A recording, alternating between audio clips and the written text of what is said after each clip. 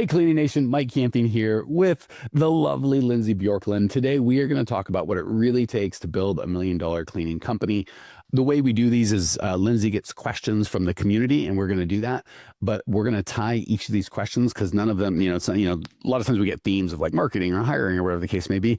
This one, we're really going to be kind of like the reality of what it looks and feels like to build $1 million cleaning company. And as opposed to me just talking in platitudes of like, think this way, do this kind of concept, we're going to take actual things that you guys are dealing with and tie it to how $1 million cleaning company owner would deal with that particular problem.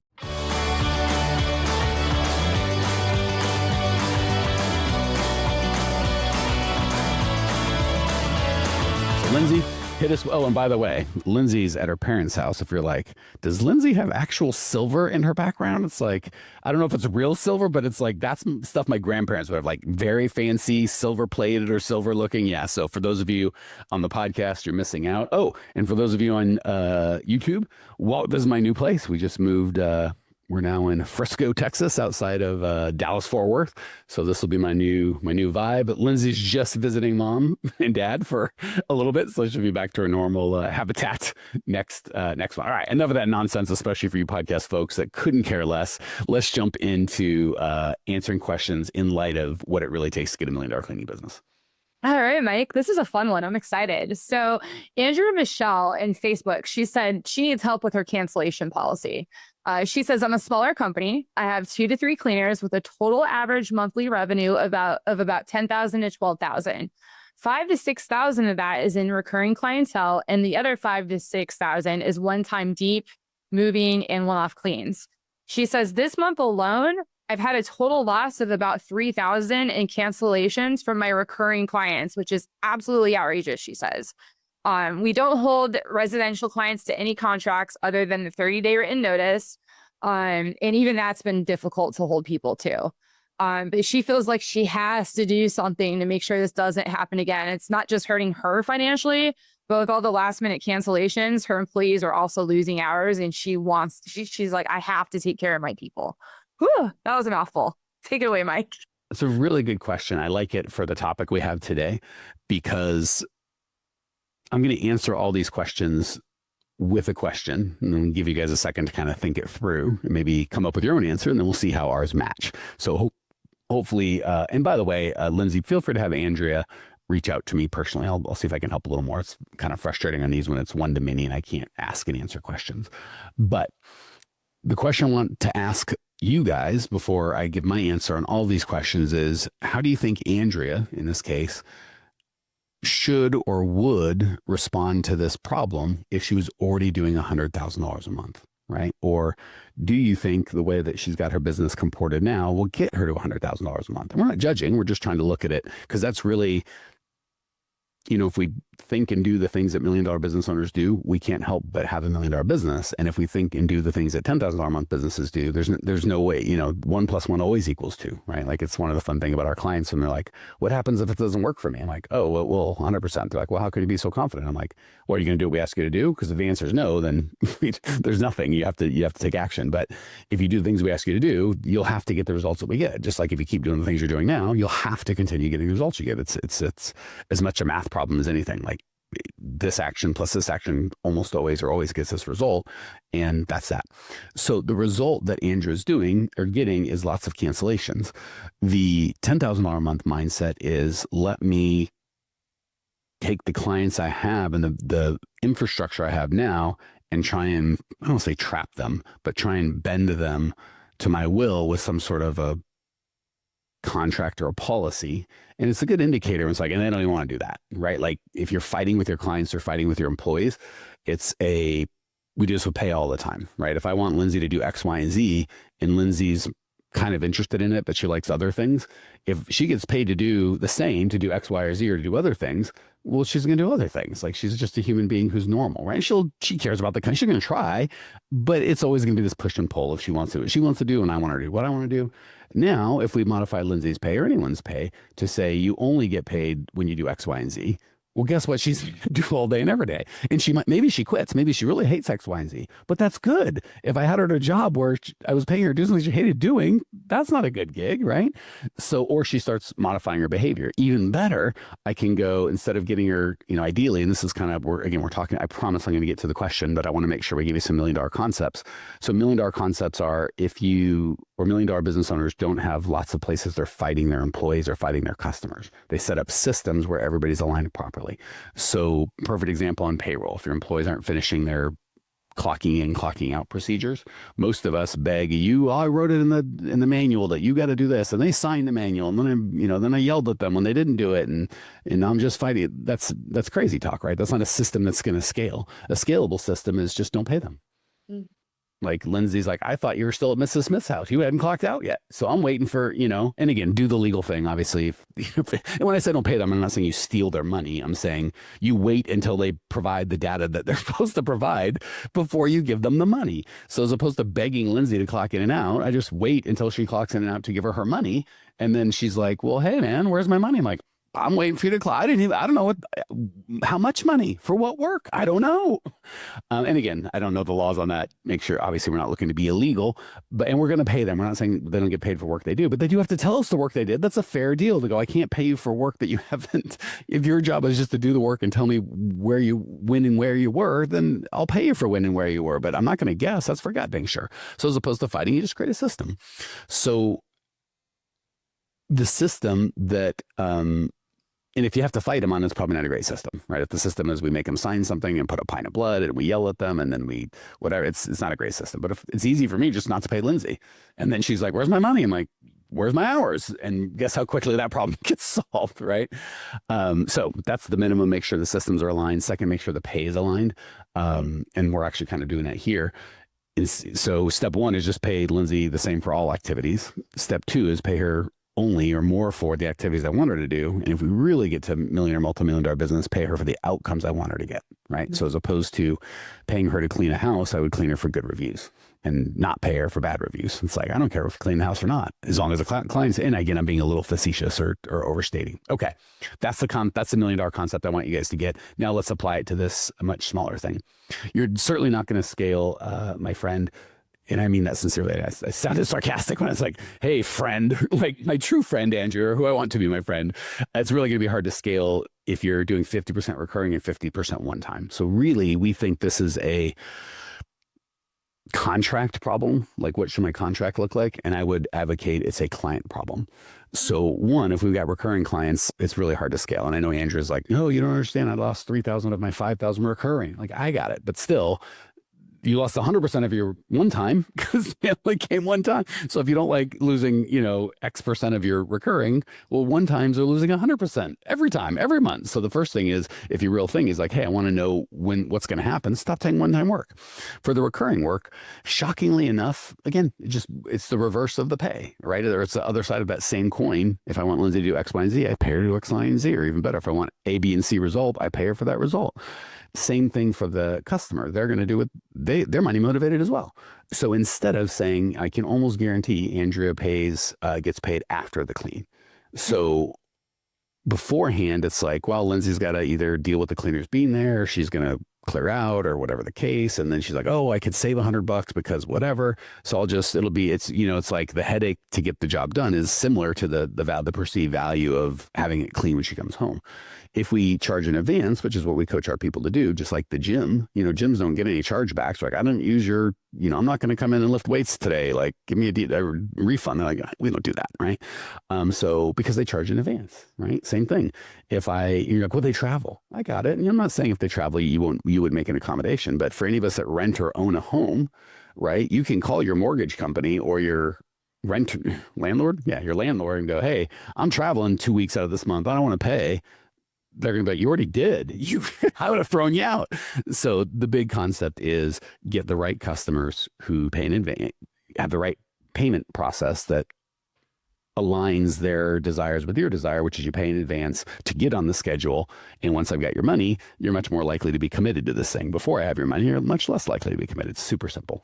So upgrade your clients, believe it or not. Get rid of the one time and only have recurring. B, have them pay in advance. And the ones that are paying advance, if it's a reasonable thing, like I think if I go to my gym and be like, hey, I'm traveling for a month, I still want my membership. Can I just take off next month? Not last month, not last minute. Next month, I'm guessing most gyms are like, sure, we'll just stop your billing bubble. So like if they're reasonable, they're traveling for a minute. Like we're not trying to screw them. But once they've already got the pay, they're much less likely to call and ask. And if they do call and ask, you've already been paid, it's a lot less. And if I go to my gym 9 times in a year asking for a pause, eventually they're going to go, listen, do you want a gym membership or not? Same thing with these clients, right? So 80-90% of it's going to go away from getting paid in advance. The other 10 or 20%, we don't mind a little bit if we know in advance. It's just the last minute. If it's a reasonable request from a client, of course, we're going to do it for them. If they're constantly making these requests, we just go, hey, do you even want a cleaning service? And if not, we just part friends. All right. Probably spent too much time on that one, but the concept was strong. Who's anything to add and who's next? Nothing to add, but next up we have Derek. We're going to go into commercial now. Derek wants to know if there's a trick to getting into banks as a niche. He says, seems most are commercial versus privately owned. Finding the right source to talk to is impossible, but someone has to be cleaning these places. So any ideas on banks or other businesses that need 5 days a week is helpful as well. He says, thank you. I love the thank you, Derek. Mm-hmm. So let's go back to the first question, which is if Derek was already doing $1 million, how do you think he would have this sorted? So take a minute to think on that. If Derek already had $1 million company, how do you think he would have this sorted? And I'll just you can pause if you, spoiler alert, I'm going to answer the question. So if you want a minute, hit pause. From my experience, both owning multi-million-dollar companies and coaching multi-million-dollar companies, it's relationships on the commercial side, right? Like they'll say stuff like, if I want to ask a better question of Derek, if he's like, I just can't figure out, I don't know. Well, you have people doing multi-million-dollar companies. How do he even said in his question, somebody's cleaning these things. Well, how do you think they got them? And they'll say stuff like, oh, it was a friend of somebody or whatever. It's like, oh, okay. Well, do you think you could make friends? Like if you were intentional about the friends that you wanted to make? So again, the question was, sees most are commercial versus privately owned. Great. So here's the big concept. The $1 million concept is relationships and getting clear on who those relationships need to be with from a business perspective. So Grow My Cleaning Company as a company doesn't buy anything, right? I might put our credit card in for something. Lindsay might put her credit card. We have people that are authorized to buy things, but we're humans. You can't build a relationship with Grow My Cleaning Company. You can build a relationship with Lindsay. Banks are larger than us typically, but it's the same concept. You can't build a relationship with a bank. We kind of do the obvious, well, I'll go to the bank and there'll be a bank manager and that's who I'm comfortable building a relationship with. And the bank manager will go, I've got to, if I complain and say I'm unhappy, they may or may not listen to me, but I don't sign that contract. And then we just give up as opposed to going, well, who does sign the contract? And they'll go, Susie in purchasing or the CFO or the facilities manager for our whole region, whatever the case may be. You just stop selling to the branch manager or building a relationship with the branch manager, start building a relationship with Susie. The problem comes in, and this is really the $1 million concept here, is we want $1 million results. And the one thing it takes, we don't want to do, which is time. Right. So on the residential side, we can scratch that itch. You can put up an ad and you can have a client tomorrow. Like, it's very easy. It's a very short sales cycle. That's great. But if you want to build $1 million cleaning company, you need 200 or 300 clients, depending on how big they are and how much over $1 million you want to do, or 400 or 500. So you really need a system. So even though it's easy and you get fast, what's it called? Immediate gratification, instant gratification on the clients. What takes longer is to create a system that gets clients all the time at scale. And that can take 6 months or 9 months. And people will jump from thing to thing to thing. I did Facebook ads for 15 days and spent $800 and they don't work. And then I gave this SEO guy money for 2 months and that didn't work. And it's been crazy. And then I did this other thing for 2 months and it did work, but I got bored and tried to do something else. So we want the instant gratification. The reality is we need a system to create people at scale. And on the commercial, it's the same thing. That system is just building relationships. And people go like, I called the guy, I called one time or twice over 2 months and he didn't buy. And it's like, yeah, that's not like, I want to get married. I'm like, yeah, I went on 4 dates and 1 second date. I'm still not married. Like, yeah, that's kind of clearly, it'd be weird if you were. So the answer is $1 million companies build relationships. And I think Anthony, I forget who said it first. I heard it first from Anthony Robbins. People are overestimate what they can do in a year and underestimate what they can do in a decade. From commercial cleaning, it is smaller. Like they overestimate what they can do in a week or a month or one or two conversations, but they wildly underestimate what they can do in a year if they're just consistent with 50, 60, 100 clients that are all the best clients. So the $1 million unlock there is its relationships, and you just have to have a time frame that's reasonable and not give up right at the edge. Anything to add? Or are we ready for number 3? Mike Campion here. Do you ever listen to the podcast and go, this is great information, I just wish I could actually get it implemented, and I wish I could get some help? Well, we do that. If you would like either myself or my team's help actually coming up with a plan that's specialized to you and your business, because with these podcasts, obviously we have to be very general and we can only go 20 minutes at a time. If you'd like to jump on a call with myself or my team, go to growmycleaningcompany.com/talk. We'll jump on a call. There's no charge, and we'll help you get some absolute clarity around exactly what to do next and how to do it. The reason we don't charge for these calls is the plan that we come up with, people want help implementing that. If that's the case, we're happy to talk about it. And if it's not, that's okay too. We're happy to just help you come up with a plan. So if you want to translate the information you're learning here into an actual plan that can change your life, give us a ring, growmycleaningcompany.com/talk. Love to either myself or have one of our coaches walk you through and actually personalize the content you get here to where you're at with your business. Talk soon. Great question. What you just said, reasonable time frame, like, is that a month? Is that 6 months? Like, this is why we have Lindsay here. Say stupid things, not stupid things, but unclear things that you guys out there are going, I have a question and I don't answer it. And Lindsay's like, I will speak for the masses. So love that question. On the residential side, like we said, you can get a client in a day, in 2 days. It should be a very short sales cycle.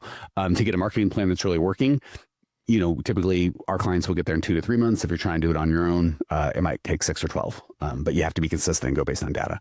With commercial clients, there is more luck involved. And it depends on how many people you're building that relationship with. So we talk about the Dream 100. It doesn't have to be exactly 100. It could be 80, could be 109, but let's just call 100 because the math's easy. If you have 100 people on your list and people are like, well, I called the guy and they said they've got a cleaner they're happy with. Should I take them off my Dream 100? It's like, no. That's like if there's a woman, I'm like, I would die to marry her. She's amazing. And it's like, oh, she's kind of dating someone right now. Should I never talk to her again? It's like, well, I'm not going to try and date her this moment, but we can still be friends. And if when she stops dating that person, like, I'm right here. Do I want to start my relationship then? Or do I want her to be like, oh, Mike, you've always been here. You're amazing. I'm like, I'm still here. Same with these relationships, right? So we want to do what everyone else does, which is build the relationship when they send out, right when they're ready to buy. But that's when they send out RFP, an RFQ, request for proposal, request for quotation. It's a cattle call. There's 8 people there and they go with the low price and it sucks for them. It's just the worst way to do it, right? But if you build that relationship, when they start getting frustrated with that person, they already know you and they're just going to call you for advice or feedback and go, why can't you just handle this for me? Like, here's my price. Can you do this? And it's a much better way to help people. So to answer the question, there's really 2 questions embedded. How long does it take to build a relationship? And how long does it take to start making some gosh darn money? To build a relationship, and they both depend on you, and one depends on some luck. So we'll start with the relationship. Depends how often you touch them and how effectively you are. So our people literally will be like, I called the guy, and like, again, over the last 6 months, I had 4 contacts. We look for a touch a week. Right. So, and a touch could be going to see them, could be a call, could be a postcard, could be lumpy mail, could be a gift, could be pinging them on social media with a direct message. It could be inviting them to your company monthly party. It could be going to a trade association where they already are. And you could do 10 or 20 of them in that one time. You could do a lunch and learn where you put it on. There's 10 or 20 people there. So there's lots of people there. It just looks like kind of were. Right.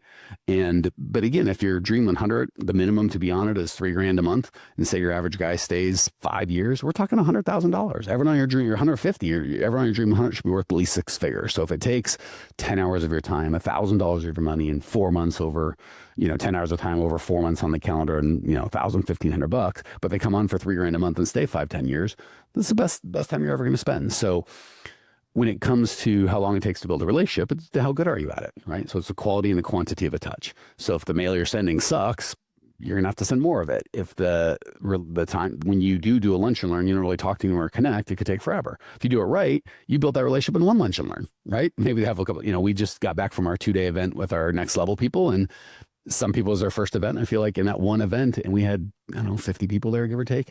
We built a ton of relationships. So the time to build a relationship is really dependent on frequency and skill. Like if you're good at it, you don't need that much frequency. If you're not as good at it, you just need more frequency, right? People are so biased towards familiarity. I read this is research. Don't call me a racist or anything. This is just research. There's a study that show literal racist people. So let's just say white people that don't like black people. I think it was they really didn't. They said out loud, I don't like black people. If they were neighbors with black people, they would be friends with black people. They were like, oh, not Steve. He's fine. he's fine. But I don't like, it was literally even people that had a, from my perspective, kind of a crazy bias or just a weird, not something I resonate with bias. It was overcome if they were just in close contact with.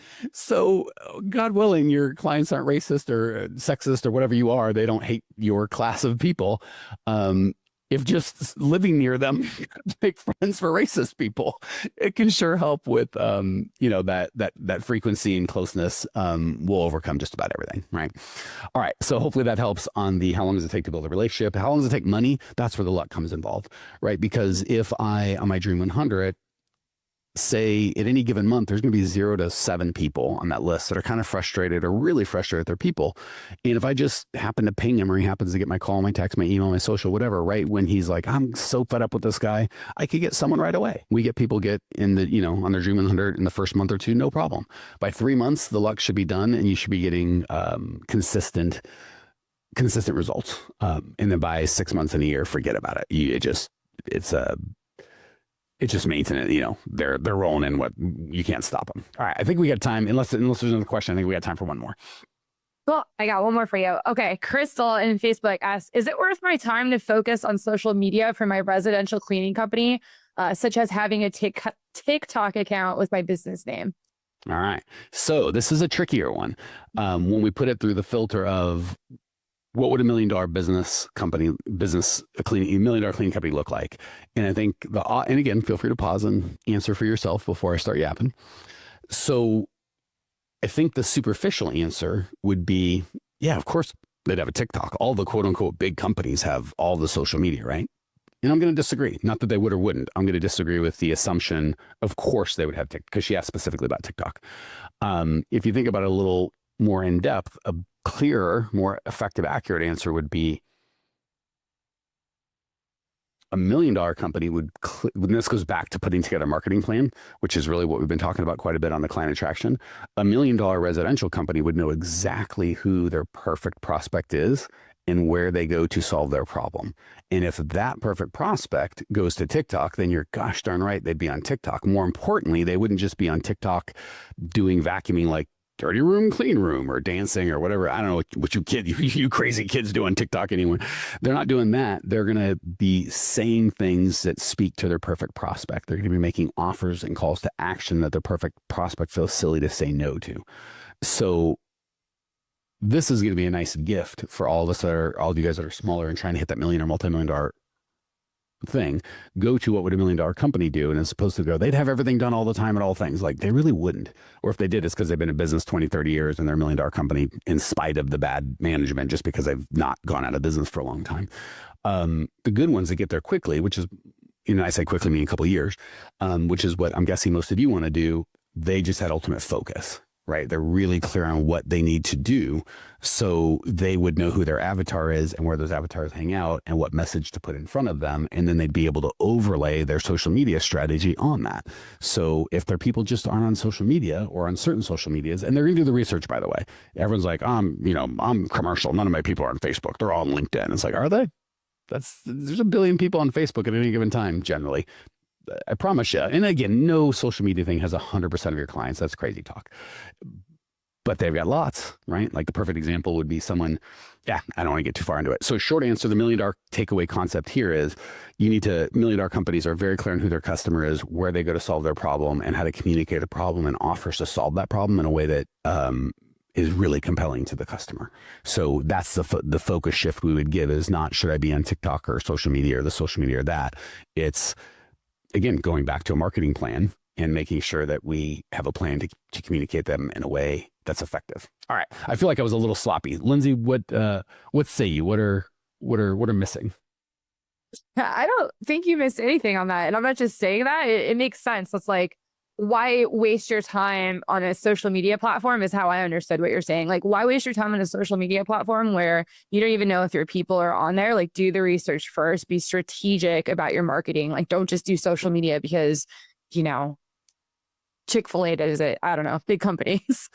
Well, let me, just because that was a great takeaway, Lindsay, but it makes me concerned I didn't emphasize something as heavily as I should. There's really three parts to marketing: the media, the message, and the market. So the order is really important there. The media is last. That's where people go first. Like in this question, she started with TikTok. It's like, should I be on TikTok? I'm like, I don't know. Who's your customer? Like women, old women, young women, in what city? Like, and you know, whatever. So media is fine, but it's the end. Believe it or not, we start with marketing. So marketing is not, or sorry, God bless it, too many M's. The market is who not marketing. We start with the market. So who the person is really important. So I have a podcast. I love my podcast. Some of our clients do podcasts and get good results with them, but they're very different. Our clients are anywhere in the world that speak English. So when I do this and we get a couple million downloads over a decade, especially with a boring title like Grow My Cleaning Company, like of the however many millions of downloads we've gotten, I've got to imagine 90% or more people that have a cleaning company and want to grow it because like it's just, that's what they want. Right. But if I had a local consulting company called Grow My Cleaning Company, I only helped local cleaning company owners. The podcast would be great because of the millions of downloads, maybe 82 people would be like able to be my client. Right. So getting the market first is really important.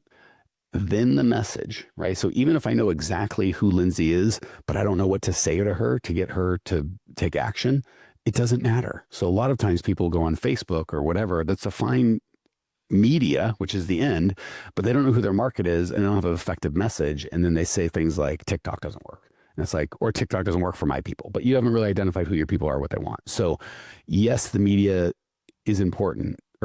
But not until you get the marketing and the messaging done. Because the right media with the wrong market and messaging is not going to work. If I have the right marketing and message, or the right market and messaging, I can put it anywhere my clients are. I can skywrite it, which I've never tried, but as long as my people will see that sky, it's going to work. So just want to, people hyper focus on the media. We want to hyper focus on the market and the message. Oof. Good clarification. I'm glad I asked. That's on you. Yeah, you pulled that out. All right. I feel like we've gone a little long, but this is a big one, so I appreciate you sticking with us. For those guys and gals, the big takeaway here is when you're asking yourself these questions, or a coach or whoever you're walking through, or your spouse, whoever you're walking through this with alone or with your team even, really get clear on your goal and to go, how would that guy or that gal do it? So a lot of times, like say you're doing, I don't know, 40 grand a month and you're making 10 grand in profit and it only takes 5 or 10 hours a week. If you're happy with that, then don't ask what $1 million person would do. Go, what's the easiest way to maintain this life that I love, right? And if you want to get bigger, a lot of times people say things like, I don't want to put a limit on it. I don't know, as big as I can get, like billions of dollars. I don't even know what that means, right? Because you couldn't ask I don't ask what Elon would do because he's so much in a different place than I am, right? Say I'm doing $5 billion. I want to know what an $8 million, and my goal is $8 million in the next month or next year. I want to know what $8 million company is doing, not an $80 million company, because they're not going to be the same thing, right? So get clear on where you want to go and ask what would that guy or that gal do? Or more importantly, if I were already there, how would I think about this problem? And you'll get a tremendous amount of clarity. And oftentimes you're fiddling and solving the wrong thing. If you're like, this is really hard, man. That's what we do for a living. We have coaches. Typically, we'll have a coach jump on with you just to help you get clear on where you're at, where you want to be, help you come up with a plan. If you want to integrate that plan into your business without us, God bless. It's free. Go and be happy. A lot of times people want our help, and obviously we can do that, and we have to charge. No, don't have to, but we do charge money for that. But either way, get clear on what you want. Ask. Perfect example on the coaching side. Would the person who's living my goal get that kind of coaching? If the answer is yes, then you should do that. If the answer is no, then don't do that. Find out what that guy or gal would do and do that. So if you want some help, feel free to reach out. You can even email me, Mike@growmycleaningcompany.com. Appreciate the time and attention. Go kick some butt. We'll talk soon. Hey, Cleaning Nation, if you dug the content you just got, we don't do any ads and I don't sell anything on this podcast, but if you would just subscribe, rate, and review, it would be huge and I'd be so appreciative. Not only is it going to help me, but you'll help other owners of cleaning companies across the world work less, make more, and get profitable. So if you appreciate the value we give, again, subscribe, rate, and review. It would mean the world to me. I'd really appreciate it. And we sure appreciate your time and attention.